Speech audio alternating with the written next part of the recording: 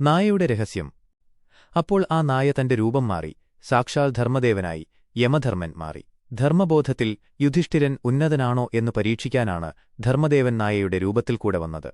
അങ്ങനെ യുധിഷ്ഠിരൻ തന്റെ ശരീരത്തോടെ സ്വർഗാരോഹണം ചെയ്തു. 4. സ്വർഗത്തിലെ അനുഭവം. സ്വർഗത്തിലെത്തിയ യുധിഷ്ഠിരൻ ആദ്യം കണ്ടത് ദുര്യോധനൻ ഉൾപ്പെടെയുള്ള കൗരവന്മാരെയാണ്. എന്നാൽ തന്റെ സഹോദരന്മാരെ അവിടെയെങ്ങും കണ്ടില്ല. അവരെ കണ്ടില്ലെങ്കിൽ താൻ സ്വർഗത്തിൽ നിൽക്കില്ലെന്ന് യുധിഷ്ഠിരൻ പറഞ്ഞപ്പോൾ സ്വർഗത്തിലെ ദൂതൻ അദ്ദേഹത്തെ നരകതുല്യമായ ഒരിടത്തേക്ക് കൊണ്ടുപോയി. അവിടെയാണ് സഹോദരന്മാരുണ്ടായിരുന്നത്. അവരുടെ ദുരിതം കണ്ട യുധിഷ്ഠിരൻ എനിക്കീ നരകത്തിൽ സഹോദരങ്ങളുടെ കൂടെ നിൽക്കുന്നതാണ് സ്വർഗം എന്ന് പ്രഖ്യാപിച്ചു.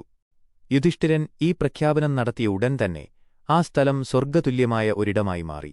കാരണം എല്ലാവരും മരണത്തിനു മുൻപ് അറിയാതെ ചെയ്ത പാപങ്ങൾ തീർക്കാനായി ഒരു നിമിഷം നരകത്തിലൂടെ കടന്നുപോകേണ്ടിവരും.